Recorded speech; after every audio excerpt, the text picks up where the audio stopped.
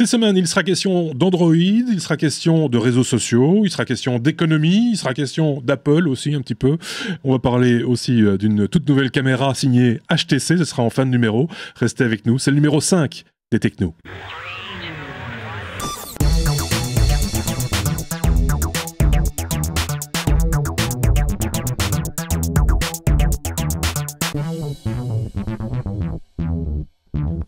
Et comme chaque fois, on retrouve nos amis les technos, bien entendu, qui sont non pas en studio, mais ailleurs, à l'extérieur. On va tout de suite retrouver, tenez, là, deux d'un coup, Marc et Sébastien. Bonjour les garçons. Salut. Salut. Et de l'autre côté, on a David qui est tout seul.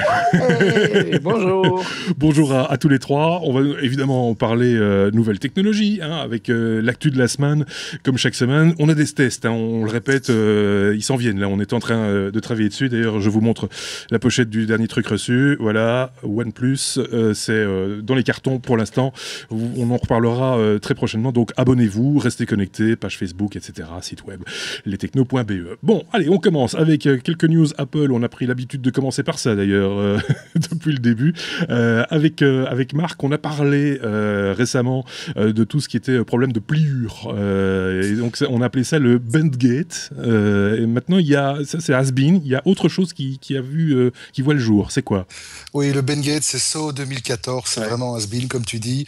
Et surtout, ça a permis de démontrer quand même qu'il suffit qu'il y ait une dizaine de types d'un peu mauvaise volonté pour réussir à monter un truc en épingle et à faire un buzz assez colossal. Et bien ici, après le Bendgate, on a le Birdgate. C'est-à-dire qu'il y a des types.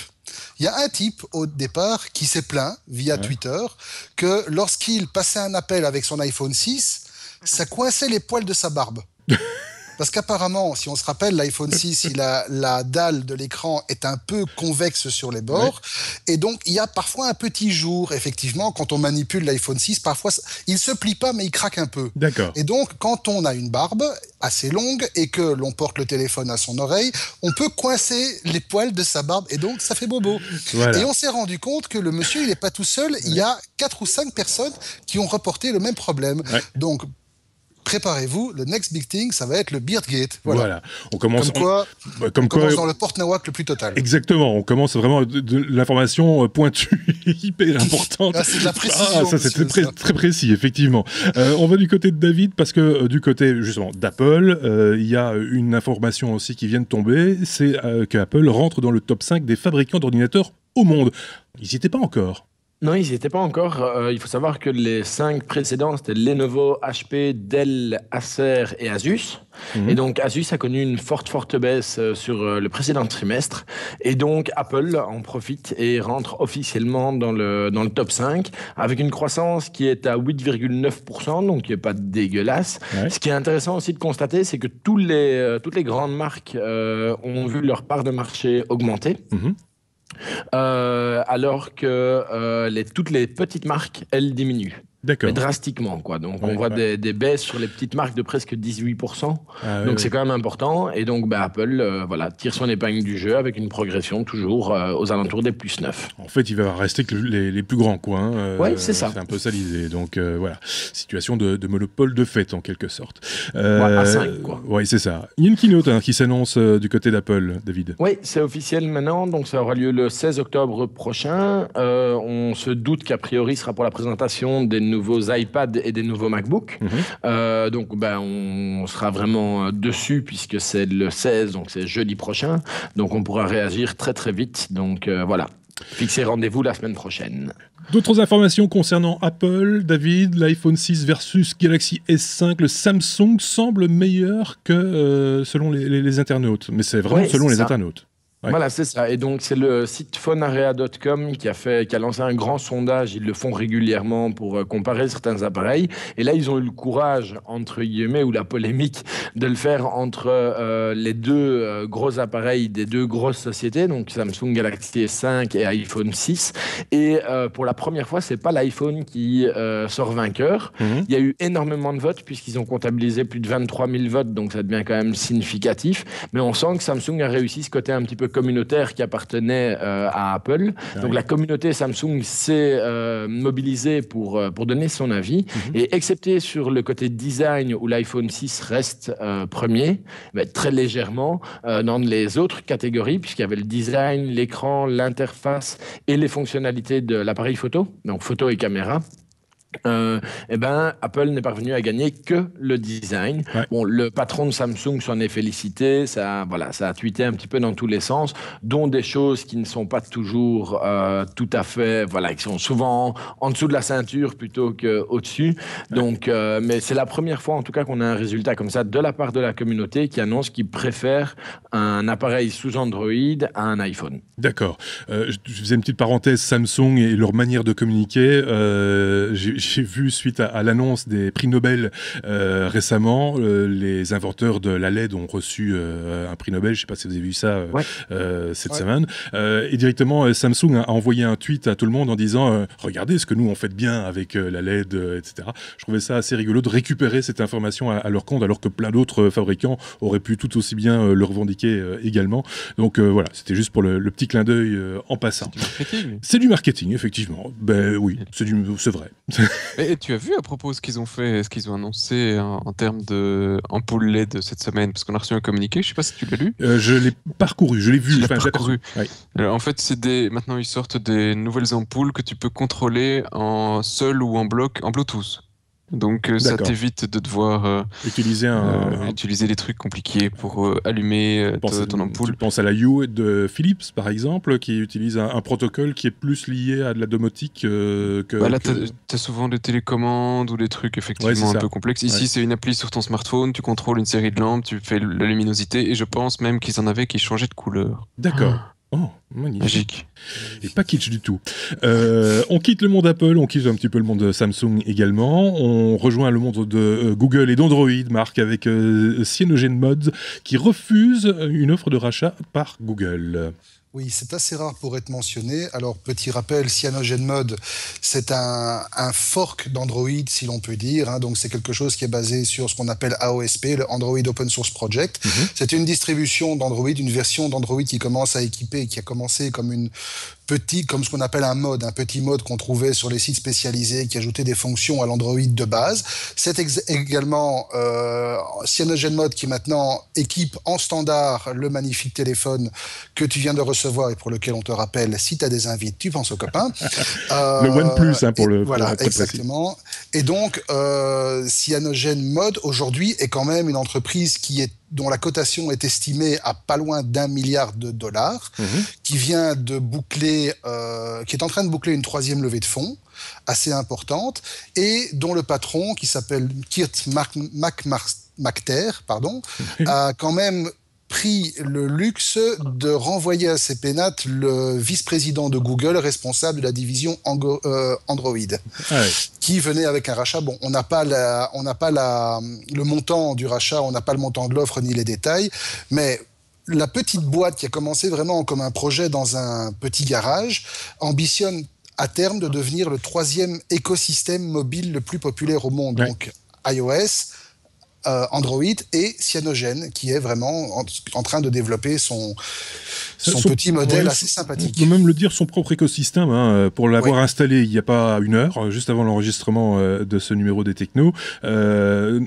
Juste après avoir donné son login, password Google, puisque ça fonctionne quand même sous Android et que, voilà, question de facilité, etc. Juste après, on vous invite à prendre un compte Cyanogen, parce que c'est là que, manifestement, on va vous proposer des nouveautés ou des choses un petit peu particulières. Donc voilà, c'est vraiment un monde parallèle, on va dire, qui s'installe dans le monde Android. C'est plutôt intéressant pour tout le monde et pour nous en particulier. Sébastien, on te voit très bien. Oui, tout à fait. Mais alors en fait, je cherchais parce que Marc me citait un nom sur le boss de Cyanogen qui me semblait étrange. Et en fait, le créateur de Cyanogen sur le projet, c'était Steve Kondik. Qui lui était parti chez Samsung, il avait été débauché et il a démissionné. Alors, ça, à ma grande surprise, j'avais pas fait gaffe, début de l'année passée, en critiquant vertement Samsung. Donc je sais pas ce que le monsieur est devenu. À suivre, on va dire. Oui. Steve, si tu nous écoutes. Fais-nous coucou. Oui, n'hésite pas. Tiens, Seb, puisque tu as la parole, garde-la. HTC lance un téléphone pour les selfies, pour ceux en tout cas qui pratiquent le selfie à fond. C'est de la balle, hein. Va des rétros. Terrible. Alors, il s'appelle le HTC Desire Eye. Ouais. Eye. Aïe, aïe, aïe, aïe. C'est la photo Ouais. que tu as mise qui ressemble à c'est un smartphone comme un autre en gros. C'est juste quoi? Qu'est-ce qu'il a de Ouais, particulier? non, c'est un smartphone, il est quasi comme un autre, Ouais. 5,2 pouces, 4 cœurs, 2 Go 3, 2 Go de RAM, Sous 7 Android, Go de ouais. mémoire, machin, Android 4.4.4, Ouais. 4.4.4, c'est 7 bien. 1,9. Ouais, donc c'est tout à fait classique, sauf qu'ils ont rajouté là-dessus un capteur pour la photo de 13 mégapixels Mais en des front. deux côtés. Ah, des deux côtés, d'accord. Des deux côtés. Donc tu fais 13 mégas de face et 13 mégas de dos. Et du flash de face. D'accord. Parce qu'effectivement, Wow. quand tu fais ton selfie sans flash, t'as l'air con. Et Bah oui. donc tu veux pouvoir te regarder avec une photo. T'as la Même beau avec sourire. Flash. Mais Donc ceci voilà, dit, ça, c'est- moi je suis pas le selfie, je pratique pas personnellement, mais on peut comprendre qu'au niveau commercial, ça ait un intérêt particulier parce que ça dépasse l'effet de mode. Les gens vont continuer à se photographier dans différentes Ouais, positions. C'est clairement du marketing. Tu sais que Bien même- sûr. Bon, c'est la petite histoire ici, on s'en fout, mais mes parents viennent de rentrer de vacances d'Italie. C'était bien. Voilà, salut. C'était bien, ils ont passé de bonnes vacances, ils étaient à Venise, c'était cool. Ouais. Mais le Wi-Fi ne fonctionnait pas, si tu voulais tout savoir, Ouais, alors que c'était un d'accord. Wi-Fi dans la ville. Non, et sérieusement, ils m'ont ramené de Venise, ce qu'ils ont trouvé, un machin, un genre de bras télescopique pour accrocher ton téléphone pour faire un selfie. Oui, j'ai vu ça aussi, effectivement. ouais. Et donc mes parents ils approchent de la septantaine et ils savent pas ce que c'est Ouais. et pourtant ils amènent l'accessoire en disant t'as vu comme ça tu pourras faire une photo de toi avec ton téléphone. Je dis, papa. Ceci dit, c'est Voilà, pas quoi. nouveau, hein, les selfies. Enfin, on va fermer très vite la parenthèse après, mais c'est pour ça aussi qu'il y a pas un chronomètre, mais un décompteur dans les appareils photo. Ouais. C'est pour déposer l'appareil photo, lancer la photo et poser devant l'appareil sans qu'il y ait de photographe derrière. C'est Oui, absolument mais pas. généralement, Voilà. c'est pour deux groupes et c'est pas pour toi. Voilà, tout seul, c'est c'est ça. moins narcissique. C'est beaucoup moins narcissique, effectivement. Ouais. On va aller Non, dire que. alors, Oui, je voulais quand même terminer sur ce téléphone parce qu'ils ont pas juste. D'accord. Ça reste quand même un beau téléphone. Hein, voilà, en dehors de ça, et Ouais, HTC oui. fait quand même de bons trucs. On n'en entend pas beaucoup pour le moment d'ailleurs, malheureusement de leur part. Mhm. Mais ils ont rajouté aussi toute une série d'applications pour pouvoir faire effectivement des détections de quand tu souris pour faire ton auto-selfie. Oui. La détection de pouvoir faire. Alors ça c'est Frontback, c'est une application. C'était belge, hein, non, C'est Frontback, belge. non Ouais. et donc ils ont fait la même chose, ils appellent ça le split capture, donc qui permet de faire la photo en même temps devant et derrière, derrière, mais ouais. cette fois-ci avec deux capteurs de 13 mégapixels et plein d'autres trucs. Ça, c'est plutôt rigolo. Enfin, ça, c'est pour... pour le gag, mais moi, le frontback, moi, je trouve ça assez rigolo. Enfin, il y en a, quand c'est bien utilisé et que les gens s'amusent bien avec, ça peut faire des clichés plutôt rigolos. Je rappelle que c'est prendre la photo de soi-même versus la photo que l'on prend. Et donc, voilà, quand on a un petit peu d'imagination, on peut faire des trucs plutôt rigolos. On va continuer dans l'actu avec David. David, ça va, David? Ça va, hein. Il fait jamais de selfie, David. Je sais pas pourquoi. David, j'ai déjà évoqué ici l'arrivée prochaine du Nexus 6. On a des précisions, me semble-t-il. Oui, au départ, en fait, la date qui avait commencé à filtrer la semaine passée et qui avait été évoquée par Paul O'Brien sur Twitter, c'était la date du 16 octobre. Mais donc, D'accord. comme je vous l'ai dit en début d'enregistrement, le 16 octobre est un petit peu réservé pour Apple maintenant, puisque cette date-là, elle est officielle. Ouais. Et donc, le développeur de Monaco a tweeté 3 fois hier ou avant-hier pour donner plus d'informations sur le Nexus 6. Et donc, on sait que la date, a priori, ne sera pas le 16, mais le 15. Tant qu'à se faire griller la priorité, autant la reprendre en avançant toute d'une journée. Donc, a priori, la semaine prochaine devrait être chargée. Le deuxième tweet concernait un petit peu le prix du Nexus 6, puisqu'on est habitué à avoir des appareils qui ne sont pas très chers dans la gamme Nexus. Ici, ce ne serait pas le cas. Ce serait un appareil qui tournerait, lui l'annonce, à 450 pounds. Donc, ça fait, après une conversion rapide, 570 €. Donc, on se resituerait beaucoup plus dans les tarifs des iPhones. On oublierait la version 16 Go pour passer directement sur une version 32 Go. Donc ça, a priori, c'est un petit peu dans l'air du temps. Et au niveau de la date de commercialisation, c'était son dernier tweet, il annonce qu'elle sera commercialisée avant la tablette Nexus 9, qui est fabriquée par HTC. Et donc le problème, c'est qu'il dit avant, mais il précise pas en jours, oui, c'est ça. Voilà, en mois, en années, donc en semaines, on ne sait pas vraiment. Donc voilà, c'est les infos qu'on a aujourd'hui. Dans les informations importantes aussi, c'est qu'a priori, il n'y aura pas de grosses nouveautés puisque le Nexus 6 est déjà arrivé dans différents benchmarks. Et donc, a priori, toute sa fiche technique est connue. on aurait droit à un écran 5,9 pouces. Donc c'est une phablette.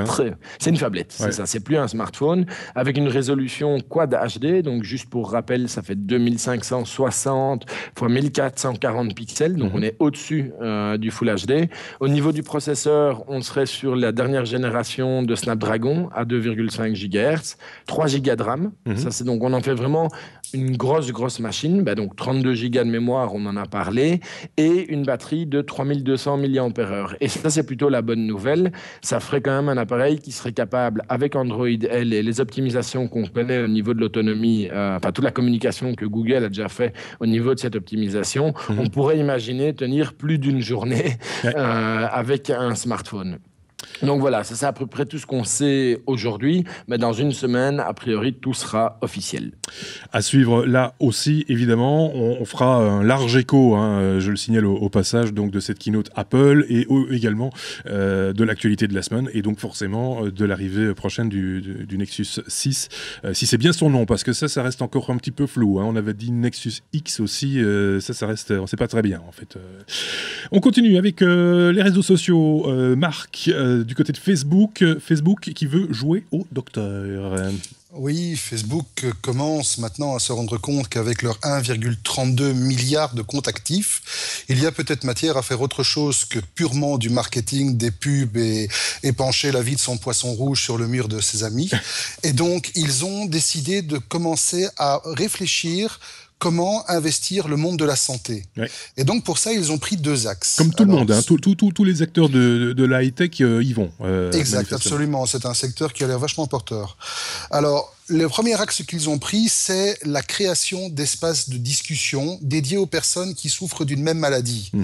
C'est le deuxième effet qui se coule Doctissimo, en gros, où les gens se trouvent des cancers du petit doigt gauche parce qu'ils ont lu les symptômes qu'ils ont trouvés sur le forum. Ouais. Mais bon, eux cherchent à faire en fait des groupes de soutien qui assistent les personnes dans leur traitement, dans leur démarche de lutter contre la maladie, etc. Ouais. C'est quelque chose qui existe déjà. Par exemple, il y a aux États-Unis un site qui s'appelle Patient Like Me, qui regroupe des gens qui souffrent des mêmes pathologies, qui ont effectivement cette démarche de regrouper les personnes pour qu'ils échangent leur expérience, etc. Bon, en soi, le principe est très très bon. L'autre axe, ce serait le développement d'applications. On ne sait pas encore si ce sont des applications pour Facebook ou des applications mobiles dédiées, qu'ils appellent de soins préventifs, avec à la clé la promesse d'une aide à l'amélioration de l'hygiène de vie. Alors tout ça, c'est très bien. Ils ont tenu des réunions avec des professionnels de la santé, l'industrie médicale et tout. Mais on est quand même en droit de se poser légèrement la question. Aujourd'hui, Facebook, c'est à peu près tout de vous. Il restait juste le bastion assez privatif de la santé et de l'hygiène de vie, comme on dit. Si maintenant Facebook a accès à ce genre d'informations, on peut quand même se demander ce qu'ils vont en faire. Parce qu'à terme, ce serait quand même assez croquignolet de voir débarquer sur le mur d'une personne, alors je vais être extrêmement cynique, mais sur le mur d'une personne dont, hélas, la santé est entachée par un cancer en phase terminale, des publicités pour une convention obsèque, par exemple. Je suis pas sûr limite, mais voilà. Je suis pas sûr qu'ils iraient jusque-là. Par contre, il peut y avoir un intérêt au niveau de la collecte de données sur l'état de santé de la population ou d'une population donnée.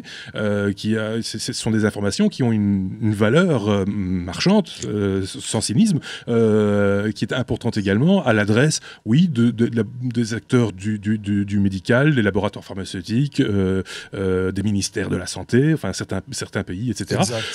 Je prends l'exemple actuel. Tout le monde en parle, et à juste titre, d'une maladie telle que Ebola, par exemple. Peut-être que ce type d'application pourrait éventuellement aider à pister, on va dire, l'évolution d'une telle maladie. Sébastien. Oui, Ebola-like.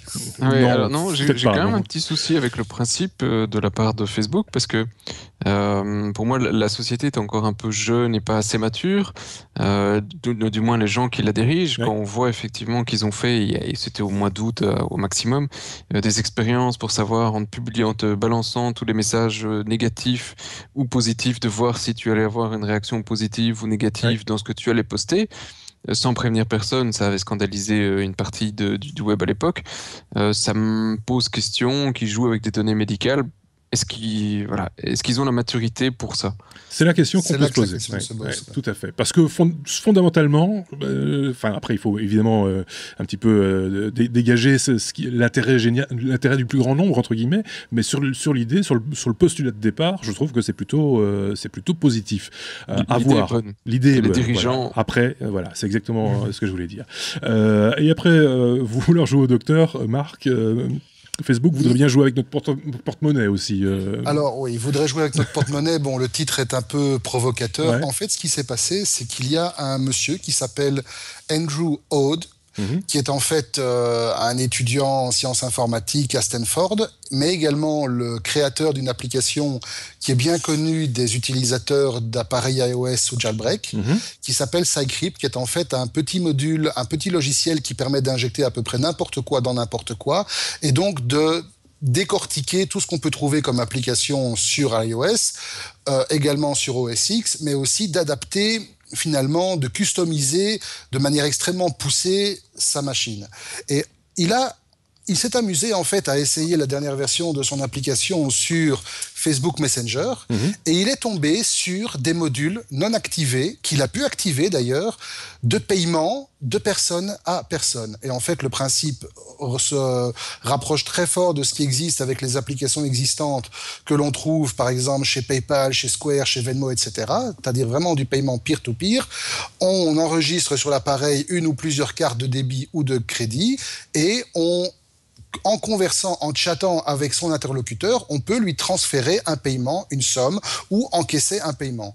Alors, évidemment, tout ça est encore en prototype. On le rappelle, dans l'application qui est distribuée aujourd'hui, le module existe, mais n'est pas activé ni activable.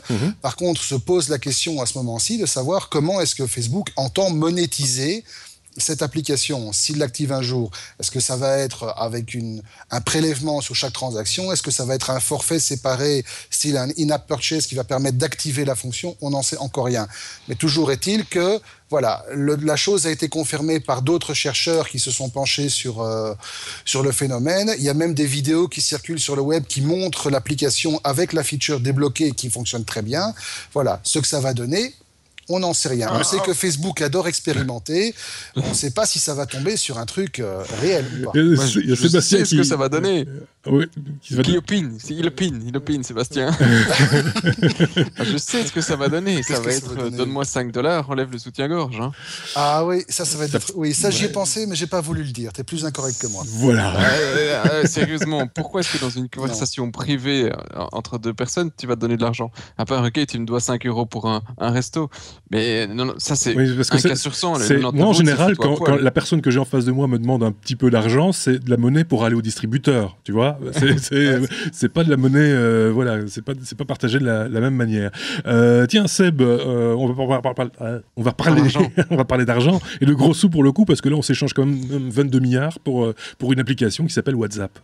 Oui, alors c'est une toute petite info, hein, une mini brève, mais effectivement depuis que Facebook, désolé, hein, voilà quoi. Depuis que Facebook a racheté WhatsApp, l'action a un petit peu évolué et contre les 19 milliards qu'il était prévu de payer, 19 milliards déjà c'est juste hallucinant, et bien maintenant ça leur coûtera à Facebook finalement 21,9 milliards. Pour une application de discussion. Mais qui est quand même vachement bien installée. Hein, je ne doute pas, mais tu te rends compte quand même ce que ça fait 22 milliards. Évidemment, c'est quelquefois la dette de la Wallonie. Par exemple. L'ancienne dette, pas la prochaine. David, je ne sais pas si toi, tu as une expérience particulière, non pas avec des milliards, ça je m'en doute, il n'y a pas de souci là-dessus, mais avec WhatsApp par exemple, tu es utilisateur, toi, de l'application. Je suis utilisateur, mais voilà, vraiment occasionnel. Moi, je me posais beaucoup de questions quand j'ai vu les montants. Mais déjà, les 19 milliards, juste pour information, c'est plus que la valorisation boursière de Sony, de tout le groupe Sony. Donc, je trouve ça un peu disproportionné. Et donc, moi, j'ai fouillé sur le pourquoi. Pourquoi est-ce que Facebook voulait racheter absolument WhatsApp? Pour le tuer? Et ça, ouais, simplement, en fait, c'est ça. Non, mais c'est ça le problème. C'est que c'est une société qui est prête à mettre 22 milliards pour tuer son plus gros concurrent et ramener, ils espèrent ramener une partie de la communauté jeune qui était passée de Facebook à WhatsApp sur Facebook. Mais enfin voilà, c'est un truc, c'est complètement fou, quoi. 19 milliards pour ça. Oui, c'est énorme, effectivement. Pour info, le PIB belge, on est aux alentours, un petit peu en dessous des 400 milliards. Voilà. Donc ça, c'est... Ouais. Et la dette belge, c'est 372 milliards. Donc, ils auraient quand même déjà pu rembourser presque c'est en partie, un peu en dessous de 10% de notre dette. C'est énorme, effectivement. Seb, on va parler de tout à fait autre chose, quoi qu'on reste dans l'économique quand même, puisque manifestement, un distributeur de billets, bien ça se pirate, figurez-vous. Tout à fait. Et ce n'est pas si Steve Condic que j'ai retrouvé entre-temps qui l'a piraté. D'accord. Si vous l'avez perdu, Steve Condic, vous ne savez déjà plus qui c'est. Mais suivez, s'il vous plaît, ce podcast. Cyanogène Mode. Oui, c'est le mec qui est disparu de Cyanogène. Oui. Eh bien, en fait, il est toujours dans Cyanogène, il est devenu CTO. Voilà, comme ça, je t'ai bien explosé ton intro. Désolé. Donc oui, ça se pirate, bien sûr. Oui. Mais c'est pas Steve donc, qui pirate. Lui, il est trop occupé avec ton téléphone. Non, c'est des... Je sais plus qui, en fait. Ça, je sais même pas s'ils ont trouvé qui, mais c'est un logiciel malveillant qui s'appelle Tubekin. C'est la vidéo que tu m'as envoyée, c'est ça? Ou je me trompe? C'est la vidéo, oui, tout à fait. Ok, on va acheter un œil. Et donc, en fait, c'est des gars qui débarquent sur un distributeur et qui, au moment où ils arrivent sur le distributeur, téléphonent à leur pote, appuient sur une petite combinaison, le pote redonne une autre combinaison et le distributeur crache tous les billets. Ouais. C'est génial. Enfin, oui, ça dépend pour qui. Mais... pas pour la banque. C'est une scène dans Terminator 2, ça? Oui, c'est ça. Il pirate c'est un peu mais quand on regarde la vidéo, ça ressemble un peu à ça. Hein. Je veux dire, il arrive à changer l'interface manifestement qu'on appelle ça? Du terminal. Du terminal. Donc, et voir le contenu de ce qu'on appelle les cassettes, donc les endroits où sont rangés les billets. Voilà. Enfin, c'est assez particulier quand même. Oui, c'est particulier. Alors Kaspersky, effectivement, a envoyé une alerte et Interpol aussi pour dire ok, faites attention, les banques doivent mettre à jour leurs ATM. Effectivement, d'ailleurs, aux States et peut-être chez nous, mais j'en ai vu en tout cas en Espagne, il y a pas mal d'ATM sous Windows XP. Donc c'est vrai que bon, il est quand même temps à un certain moment de se poser des questions. C'est quand même bien mort Windows XP. Ouais. Mais pour que cette faille soit exploitable, il y a quand même un détail qui est important, c'est que les mecs, ils doivent réussir à avoir accès à la machine et mettre leur petit CD-ROM dans la machine. Oui, il faut quand même charger un programme, quoi. Oui. Il faut quand même réussir à mettre le CD-ROM et à partir de là, effectivement, ils arrivent à exploiter tout le truc. Donc, tu te poses la question, à partir du moment où le monsieur, il a réussi à ouvrir l'ATM pour pouvoir mettre son petit CD-ROM, pourquoi est-ce qu'il prend pas l'argent? Oui. C'est ça, oui. Oui, c'est un peu crétin, en fait. C'est un peu idiot comme truc. Enfin, ceci dit, la démonstration technique vaut la peine, quand même. Oui, mais il y a vraiment des gars qui ont été filmés et qui volent, donc ça doit pas être aussi simple, c'est pas expliqué en détail, ça doit pas être aussi simple de pouvoir aller chercher l'argent plutôt que de mettre le CD-ROM. Mettre le CD-ROM semble être plus facile. C'est un peu comme si quelqu'un arrive à rentrer dans une banque où il y a plein d'argent et qui dit regardez comment j'arrive à créditer mon compte. C'est un petit peu... Je crois que ce qui se passe, c'est que les réceptacles où est placer l'argent, ces réceptacles sont protégés, comme dans les transports de fonds, si tu essayes de les forcer. Tu prends de l'encre, des trucs, voilà. Les billets sont brûlés, etc. Voilà. Le CD-ROM reste... On va accélérer un tout petit peu, les amis. On va parler de Samsung, qui se prend une claque, Marc. Oui, une grosse claque quand même. Quarter to quarter, c'est-à-dire trimestre à trimestre, d'année à année, ils se prennent quand même une baisse de 59,6% de leur chiffre, de leur résultat opérationnel. Ça fait mal. Oui. Grosse baisse. Vente en repli de 20,4%, toujours dans la même période. Malgré que le constructeur ait augmenté ses exportations de smartphones, mais les marges opérationnelles ont fortement décru. Alors, en cause, une grosse augmentation des dépenses marketing. C'est vrai que réagir à la volée sur le prix Nobel de LED, enfin le prix Nobel des inventeurs de la LED, ça coûte cher, voilà. Diminution des prix de vente moyens. Tout ce qui est milieu de gamme, les prix se sont effondrés pour pouvoir faire face à la concurrence. Grosse diminution du nombre de modèles de haut de gamme vendus, effectivement, avec la concurrence de Huawei, de Oppo, de justement OnePlus, de Google. Voilà, ce sont tous des appareils qui font une grosse compétition. Et puis, il faut le dire aussi, iPhone. Oui. Et donc, malgré qu'au second trimestre 2014, il y a eu près de 300 millions de combinés vendus dans le monde, Samsung n'a plus que, entre guillemets, 25% de cette masse. Ils étaient à 31% l'année passée, alors qu'Apple est à 18% en ayant gagné 5%. Le problème, c'est qu'ils ont déjà annoncé un warning similaire pour Q4. Oui. Donc, voilà. Mais ils ont promis des innovations. Oui, et ça fait depuis des années qu'ils les promettent. Sans sortir. Ils ont peut-être plus non plus tous les avantages qui étaient octroyés, les avantages d'État qui étaient octroyés par la Corée du Sud. On s'en souvient tous, on avait parlé déjà de ça dans un autre podcast, comme quoi s'ils avaient une telle marge d'évolution dans leur pays, en tout cas, c'est surtout parce que ils payaient pas tellement d'impôts, en fait. Exact. Ça aide aussi, évidemment. Qu'est-ce que je voulais vous dire encore ? Tiens, encore Marc, toujours de bonnes nouvelles, lui. Chez HP, ça se passe pas si bien que ça, ou en tout cas, il y a de la restructuration en vue. Il y a de la restructuration en vue. Alors, HP, on va pas revenir sur le cas HP, on a assez dit de mal d'eux. Ouais. On va juste dire ici que d'ici fin 2014, le HP qu'on connaît n'existera plus. Il aura été splitté en 2 entités distinctes. HP. Voilà, exactement. Vous avez fini de griller mon sujet. Donc, d'un côté, il y aura ce qu'on va appeler le Personal Computer and Tablet Division. Et puis le H. Voilà. Qui va s'appeler HP Inc. D'accord. Et qui va être dirigé par Dion Whistler, qui est l'actuel VP responsable de tout ce qui est impression PC. D'accord. Et d'un autre côté, il va y avoir HP Enterprise, qui lui va continuer à être dirigé par Meg Whitman, qui est la CEO actuelle, qui va s'occuper de tout ce qui est cloud, services entreprise, impression 3D et hardware médical. D'accord. Assorti à ça, il y a une autre bonne nouvelle, c'est qu'ils avaient un plan de licenciement et de restructuration qui était en place depuis le début 2014, qui se situait entre 40 et 45 000 personnes en moins. Alors pour l'occasion, on se dit, en rajouter 10 000 de plus, c'est pas grave. Donc voilà, on est passé maintenant à 10 000. Et alors à ce sujet, j'ai une petite remarque que j'ai lue ce matin sur Ars Technica qui m'a fait hurler de rire, qui dit « Does half a dinosaur move twice as fast? I'd bet not ».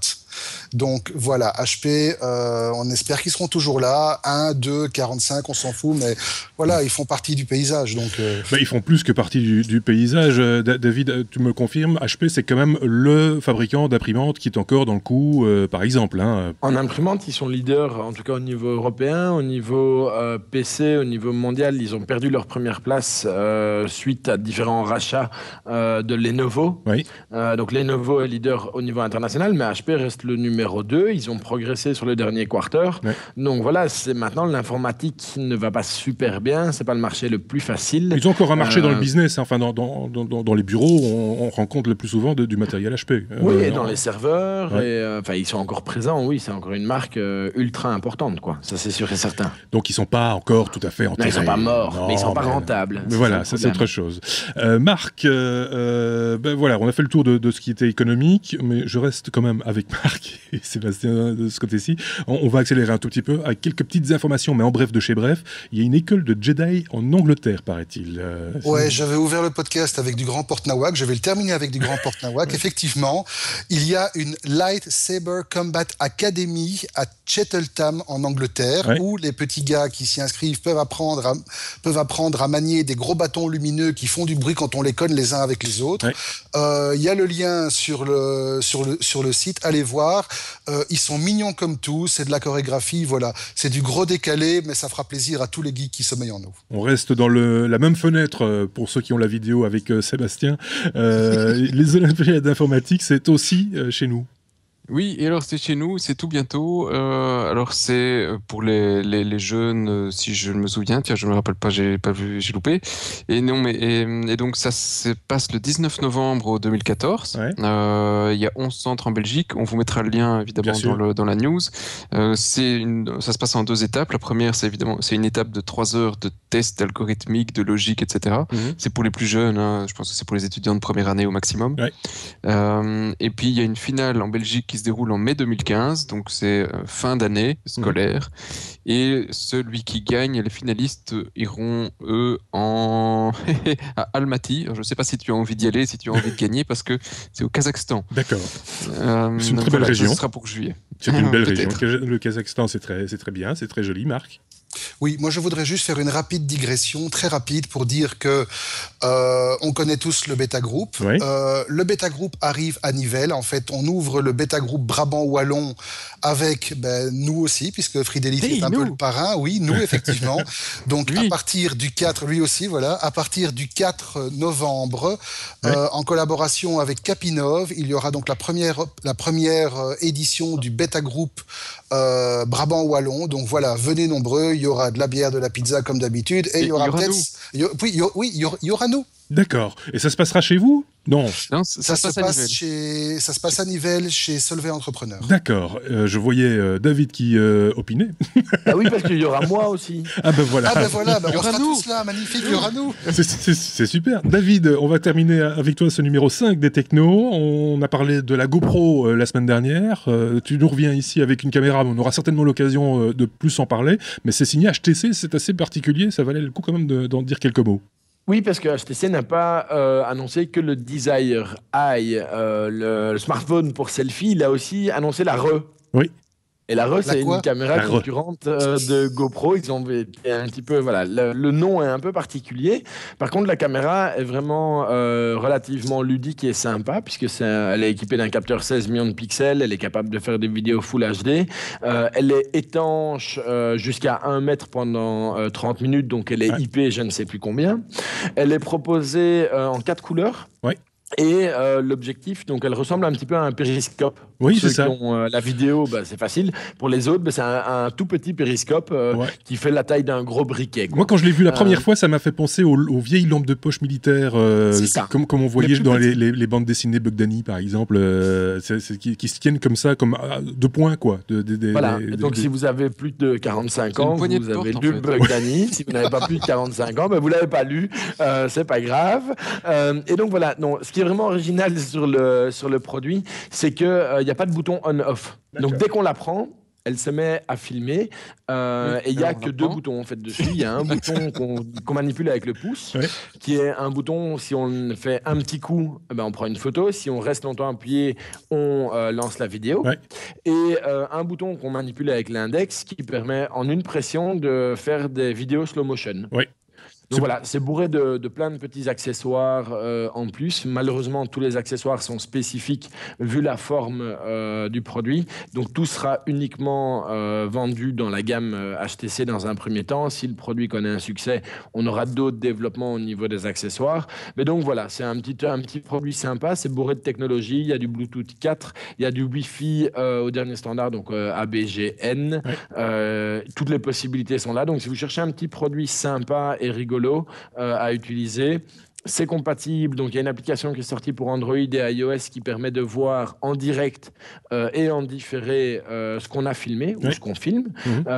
Et la batterie est annoncée avec 1h40 de vidéo.